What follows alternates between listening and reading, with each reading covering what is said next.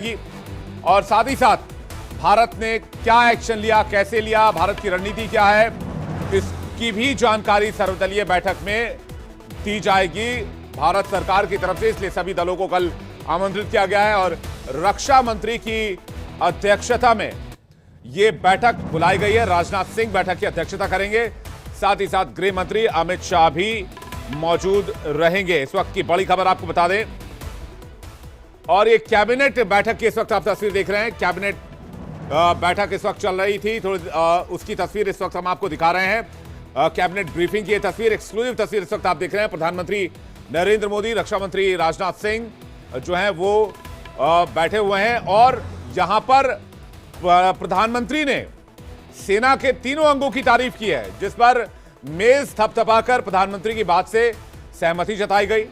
और उसके बाद तस्वीर हम आपको लगातार दिखा रहे हैं। प्रधानमंत्री ने कैबिनेट ब्रीफिंग में भारतीय सेना के ऑपरेशन के बारे में जानकारी दी है, भारतीय सेना के स्ट्राइक के बारे में बताया है और साथ ही साथ भारतीय सेना जो कुछ भी इस ऑपरेशन को लेकर भारतीय सेना ने कदम उठाया उसकी ब्रीफिंग यहां पर प्रधानमंत्री ने दी। इसके बाद रक्षा मंत्री राजनाथ सिंह ने भी कैबिनेट में अपनी बात रखी और कैबिनेट में रक्षा मंत्री ने कहा कि आतंकी हमलों का जवाब भारत मुंहतोड़ तरीके से देना जानता है और उसको लेकर भी यहां पर रक्षा मंत्री ने कहा कि अगर किसी भी तरह का रिटेलिएशन भारत के खिलाफ होता है तो उसके लिए करारा जवाब दिया जाएगा। भारत पूरी तरीके से तैयार है, सक्षम है और हम कभी भी किसी भी हमले का करारा जवाब देने के लिए पूरी तरीके से तैयार हैं। तो कैबिनेट में आज सबसे पहले इन दो बातों को लेकर चर्चा हुई है और सबसे पहले तस्वीर जो है हम आपको दिखा रहे हैं इंडिया डेली पर। एक्सक्लूसिव तस्वीरें आपके टीवी स्क्रीन पर और सबसे अहम बात है विवेक, आप गौर करिए कि प्रधानमंत्री नरेंद्र मोदी पूरे कैबिनेट को ब्रीफ कर रहे हैं ऑपरेशन सिंदूर के बारे में और उसके बाद रक्षा मंत्री ने राजनाथ सिंह ने कैबिनेट को ब्रीफ किया। और एक और अहम बात गौर करिएगा कि जितने भी कैबिनेट के मेंबर हैं उनके पास एक मोटी फाइल वहां पर मौजूद है, बहुत सारे पन्ने मौजूद हैं, यानी ऑपरेशन सिंदूर की हर वो जानकारी साझा की गई है कैबिनेट में। यहां पर आप तस्वीरों में राजनाथ सिंह को, नितिन गडकरी को, गृह मंत्री अमित शाह को, इसके अलावा शिवराज सिंह चौहान को, इन सभी लोगों को आप तस्वीरों में देख सकते हैं। बेहद खास, बेहद अहम कैबिनेट की बैठक जहां पर प्रधानमंत्री नरेंद्र मोदी ने तीनों सेनाओं की तारीफ की है कि ऑपरेशन सिंदूर को किस तरह से अंजाम दिया गया। लेकिन सबसे अहम बात कि कैबिनेट की मीटिंग में इस बात को भी बताया गया कि हमारी तरफ से और आगे की क्या तैयारियां हैं। प्रधानमंत्री के साथ रक्षा मंत्री को भी आप देख सकते हैं। रक्षा मंत्री ने भी कहा कि हम मजबूती से आगे बढ़ें और कैबिनेट के सभी मेंबर ने एक साथ मेज को थपथपाकर हौसला अफजाई की, तारीफ की और बताया कि ऑपरेशन सिंदूर सफल रहा। सभी एक साथ बेहद ध्यान से प्रधानमंत्री नरेंद्र मोदी की बातों को सुनते हुए सभी कैबिनेट के मेंबरान को आप तस्वीरों में देख सकते हैं। पहली और एक्सक्लूसिव तस्वीर है केवल इंडिया डेली पर। एक और बड़ी खबर आपको बता दें, कैबिनेट बैठक में पीएम मोदी ने सेना की सराहना की है। पीएम मोदी ने ऑपरेशन सिंदूर की जानकारी कैबिनेट बैठक में दी है। सशस्त्र बलों ने एक बेहतरीन स्ट्राइक की है, प्रधानमंत्री का कहना था। देश के लिए गर्व का पल है, प्रधानमंत्री मोदी ने कहा है। बड़ी खबर आपको बता दें, प्रधानमंत्री नरेंद्र मोदी ने सशस्त्र बलों की तारीफ की है, सेना के जवानों की तारीफ की है और साथ ही साथ आपको यह भी बता दें कि प्रधानमंत्री ने कैबिनेट बैठक में सेना के तीनों अंगों की सराहना की। साथ ही साथ रक्षा मंत्री ने भी कहा कि भारत किसी भी तरह के आपात स्थिति से निपटने के लिए पूरी तरीके से सक्षम है। कैबिनेट बैठक में आप देख सकते हैं, कैबिनेट बैठक में प्रधानमंत्री के ठीक बगल में रक्षा मंत्री बैठे हुए थे। पूरी कैबिनेट बैठी हुई थी और पूरी कैबिनेट ने इस बात को चर्चा किया कि भारत ने जिस तरीके का जवाब दिया है वो काबिल तारीफ है। प्रधानमंत्री ने खुद इसकी जानकारी कैबिनेट को दी है। प्रधानमंत्री नरेंद्र मोदी ने कहा कि एक नया भारत है और देश के लिए गर्व का पल है। उन्होंने ये भी कहा कैबिनेट ब्रीफिंग में कि सेना ने कम समय में सटीक हमला किया। प्रधानमंत्री नरेंद्र मोदी ने ऑपरेशन सिंदूर को लेकर कैबिनेट को पूरी जानकारी दी, कैबिनेट को पूरी बात बताई और यह कहा कि यह बेहद गर्व का पल है। तीनों सेनाओं की तारीफ प्रधानमंत्री नरेंद्र मोदी ने की। और इसी खबर पर ज्यादा जानकारी के साथ हमारी सहयोगी आयुषी हमारे साथ लाइव जुड़ी हैं।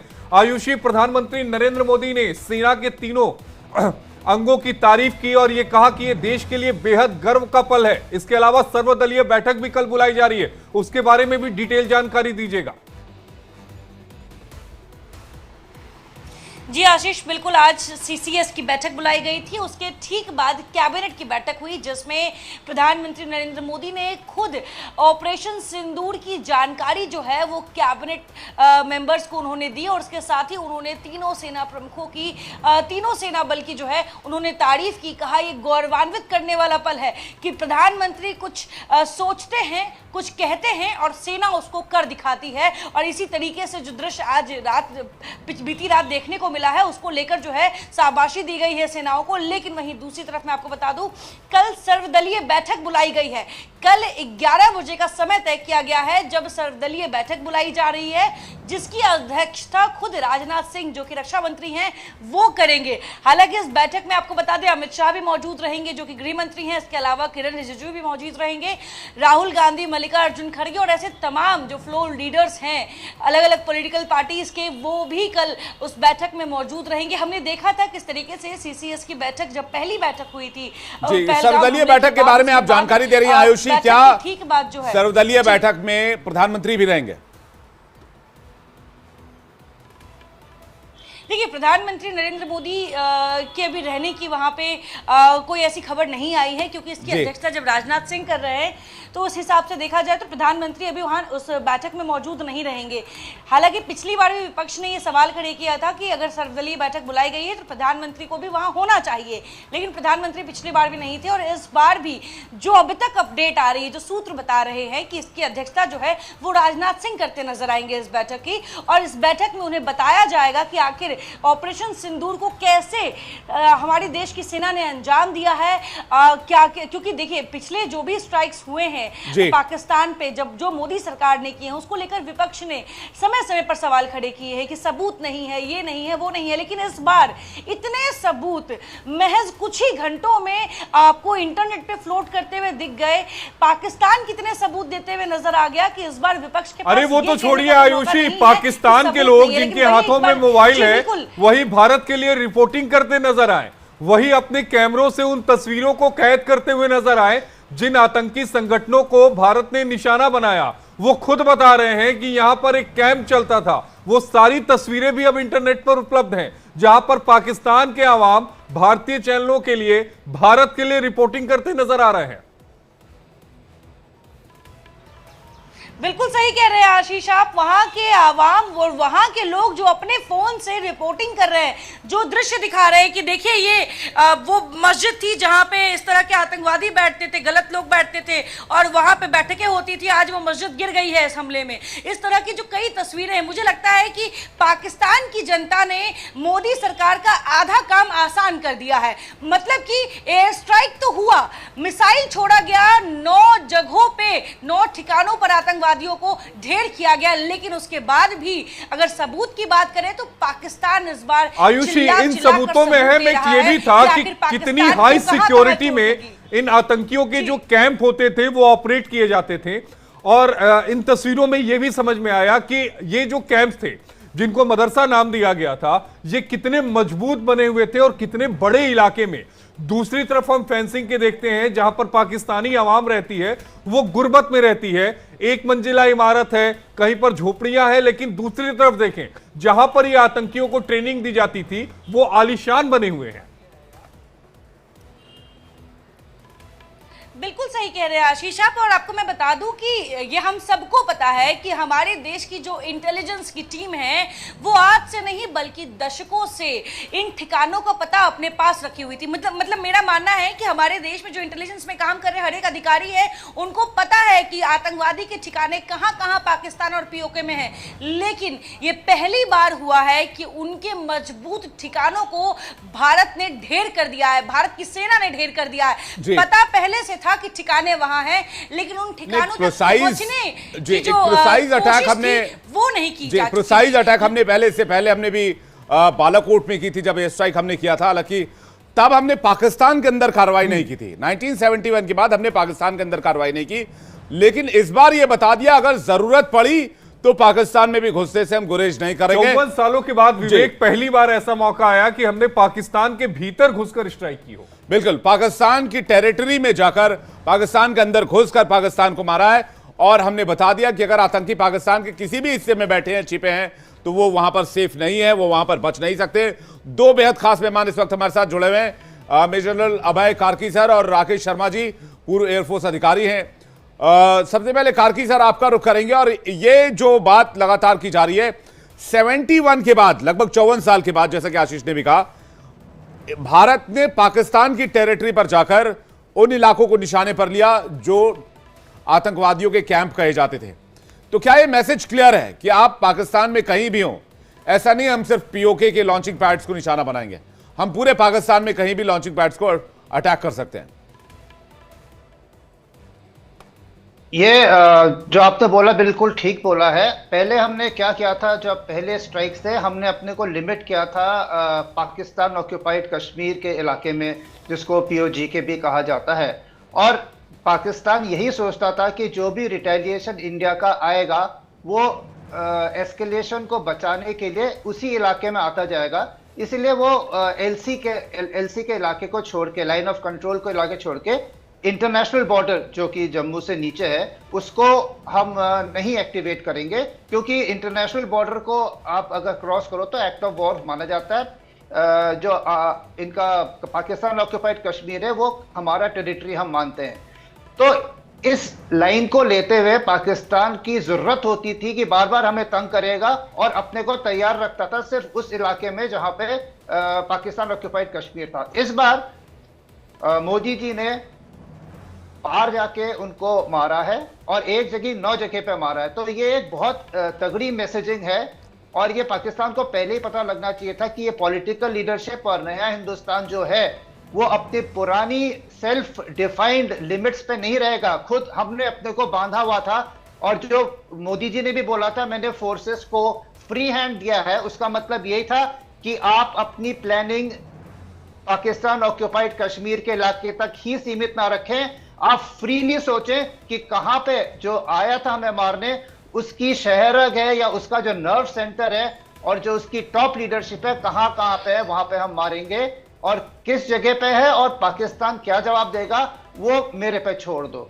तो इसीलिए अभी जो हमारे टारगेट सिलेक्शन था 9 तो अभी हमने फेज 1 में किया है, ये 21 से 22 टारगेट्स होंगे। ये जो भावलपुर और मुरीद के, ये बहुत पहले से 20-25 साल पहले से हमेशा आर्मी की इंटेलिजेंस की नजर में रहते थे एज टारगेट्स, क्योंकि वहां पे हमें पता था कि पाकिस्तान आर्मी की शह में, पाकिस्तान कैंटोनमेंट के बगल में ये लोग बैठ के जो है ये हरकतें करते हैं, और ये सोचते हैं कि जो प्रोटेक्शन, जैसे आप मान लीजिए भावलपुर 31 कोर पाकिस्तान की है, कोर हेडक्वार्टर है, तो उसी का जो प्रोटेक्शन है वो उसको इनहेरेंटली, चाहे वो एयर प्रोटेक्शन हो जाए, एंटी एयरक्राफ्ट हो जाए, चाहे वो फिजिकल प्रेजेंस है, उससे बहुत कुछ मनोबल मिलता था, और ये इनका हेडक्वार्टर था। तो हमने वहां पे जाके भी उनको मारा है।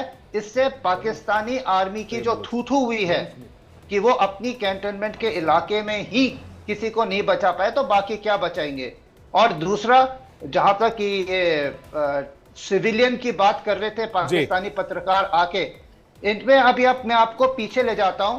कारगिल की लड़ाई हुई, नॉर्दर्न लाइट इन्फेंट्री आई, पाकिस्तान ने बोल रहा ये तो सिविलियन थे, फौजी नहीं थी, उनकी लाशें लेने से भी मना कर दिया। ये एक पॉइंट था। दूसरा, हम बालाकोट में गए, उनको 300 टेररिस्ट को मारा, कहते हैं कि जंगल में 2 पेड़ और 2 कौवे चले गए, वो भी नहीं मारा। आज की तारीख में हमने जाके 9 जगह पे इनको मारा, उसकी फोटो भी ली और शहर के बीच में भी गया, और इन्हीं के लोगों ने फोटो भेजी है। तो अब इनको झूठ बोलने के लिए रहा कि वो तो सिविलियन है। तो ये भाई साहब हमको जरा इन्फॉर्म करें कि टेररिस्ट की कौन सी वर्दी होती है, तो हम उसी वर्दी को लें।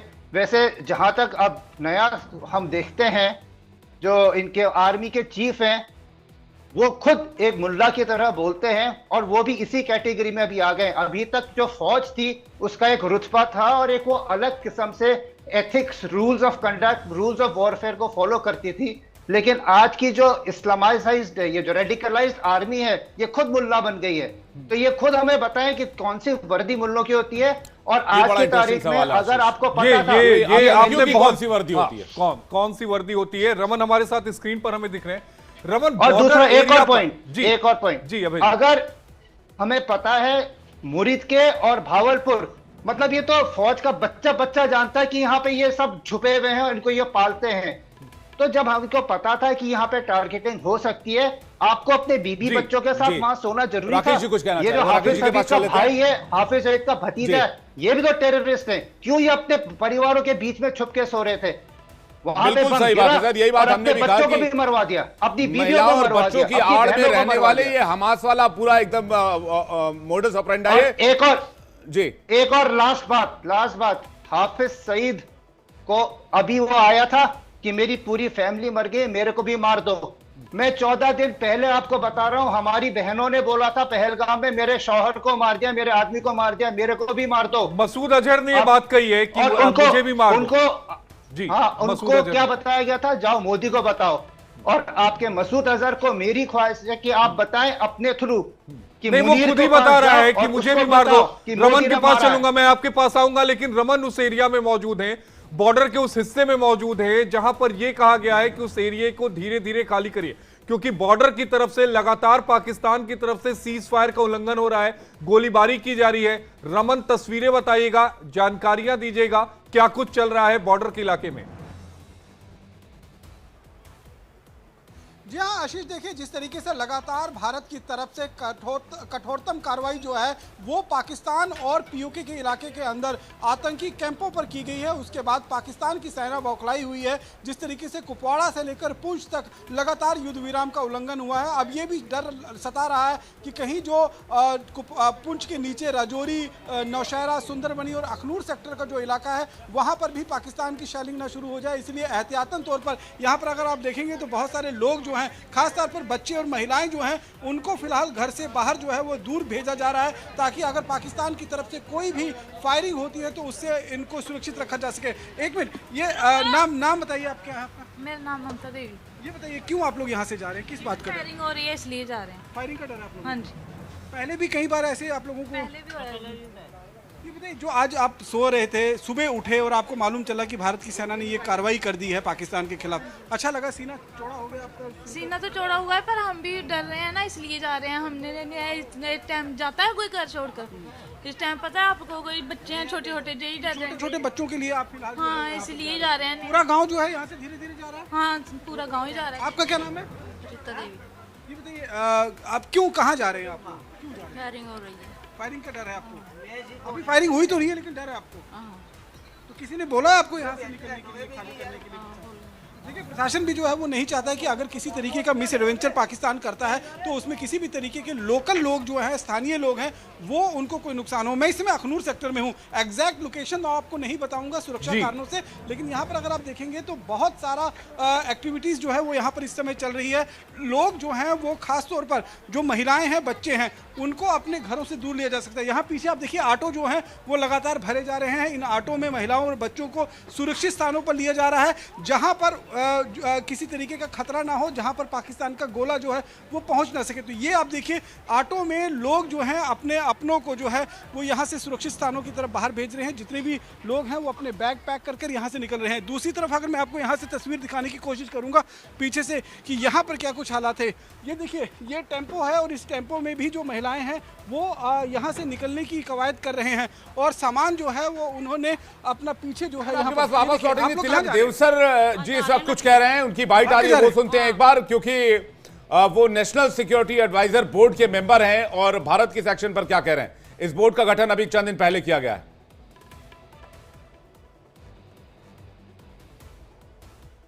Pakistan decided to gamble once again to resort to terrorism, and India has demolished that belief. And not one, not two, but 9 camps have been struck in so-called, in POJK, as well as in mainstream Punjab. So whether it's the snake pits of Muridke and Bhavalpur and other camps have been struck, and the Indian armed forces have taken care that only the terror camps have been struck, no military installation has been struck, and no civilian targets have been struck. So I think this has demolished a lot of the doctrines that Pakistan was harboring, that they can continue to bleed India through terrorism and that India will not react. Earlier today also, Secretary Vikram Misri along with Colonel Sofia Qureshi and Wing Commander Vyomika Singh has addressed the press conference where they have mentioned the line of action, how it was carried out. What would you like to say on that? So there again, you know, two women officers. तो तिलक देवसर को सुन रहे थे आप, national security adviser board के member है। Tayyab Bloch कुछ कहना चाह रहे हैं और राकेश जी भी कुछ कहना चाह रहे हैं। आप दोनों के पास आओ। इससे पहले एक बड़ी खबर आ रही है। मसूद अजहर के मरकज तैयबा की दो तस्वीरें आपको दिखाते हैं। मरकज तैयबा की ये दो तस्वीरें आपके सामने है। मरकज तैयबा पहले कैसा था और अब कैसा है। पहले एक आलिशान इमारत यहां पर थी, एक गगनचुंबी गुंबद इसमें देखा जा सकता था, लेकिन भारत ने जब ऑपरेशन लॉन्च किया उसके बाद की तस्वीर क्या है वो आपके सामने है। तो इन दो तस्वीरों को देखिए, जो पुराना वीडियो था मरकज का वो और अभी का। जो स्ट्राइक हुई है वो इसी गुंबज के जरिए, जो बम था वो नीचे की तरफ गिरा और ये देखिए, ये जो गुंबज है अब वो गुंबज पूरी तरह से खत्म हो चुका है। और इन दो तस्वीरों को देखिए और समझिए कि कितनी तबाही हुई है। मरकज का पुराना वीडियो और स्ट्राइक में जो मरकज तबाह हुआ उसका, जो गुंबज का हिस्सा था वो पूरी तरीके से टूट गया।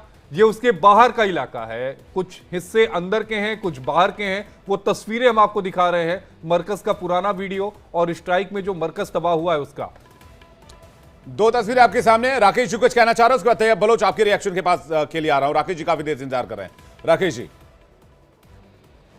और सबसे पहले ऑपरेशन सिंदूर के लिए भारतीय सेना, आर्मी, एयरफोर्स, नेवी तीनों के सभी जवान जो पार्टिसिपेशन थे, जो बैकएंड में सपोर्ट में थे, पाकिस्तान की कमर तोड़ दी। 9 जगहों पे टेररिस्ट कैंप को खत्म किया। और सबसे बड़ी बात जो हमारे लेफ्टिनेंट जनरल साहब बता रहे थे कि बहावलपुर में जो 31 कोर आर्मी का बटालियन है उसके साथ जो इनका टेररिस्ट का ट्रेनिंग कैंप था, जो मसूद अजहर का अड्डा था जहां से संचालित होता था ये आतंकवाद का पूरा खेल, पूरे हिंदुस्तान नहीं पूरे तबाह कर दिया।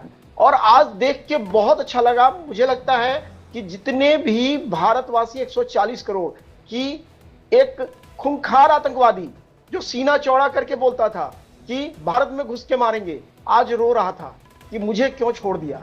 उसके परिवार के 14 सदस्य मारे गए हैं, अकेला बचा हुआ है क्योंकि वो छुप गया था बंकर में। इसकी अगली बात मैं करता हूं। जो पाकिस्तानी पत्रकार बोल रहे थे कि सिविलियन मरे, जब तुम सिविलियन की गोद में जाके बैठोगे जी, परिवार के साथ जाने की क्या जरूरत थी। आप आतंकवादी कैंपों में अपने परिवार को रख के आप अपने आप को बचाना चाहते हो। 200 से ज्यादा आतंकवादी मारे गए हैं और ये पहली स्ट्राइक है। जो बात करते हैं ना कि अभी इनको पहला एक सबक दिया गया है और इंडिया वेट करेगा कि इनकी तरफ से अगर रिटेलिएशन होता है तो उसका करारा जवाब दिया जाएगा। और भारत तैयार है, भारत की आर्मी, एयरफोर्स, नेवी, अभी नेवी का मेजर स्ट्राइक होना बाकी है। बिल्कुल, ये बड़ी बात आप कह रहे हैं, नेवी का मेजर स्ट्राइक होना बाकी है। तैयब बलोच से रिएक्शन के लिए जा रहा हूं। तैयब बलोच, बहुत इंपॉर्टेंट सवाल उठाया कि भाई वहां पर महिलाएं बच्चे क्या कर रहे थे जब टेरर कैंप आपको चलाना है। दूसरा ये कि आतंकियों की कौन सी वर्दी होती है, कौन सा आईडी कार्ड होता है जिससे पता चले कि आतंकी मारे, सिविलियंस मारे गए, आतंकी नहीं मारे गए।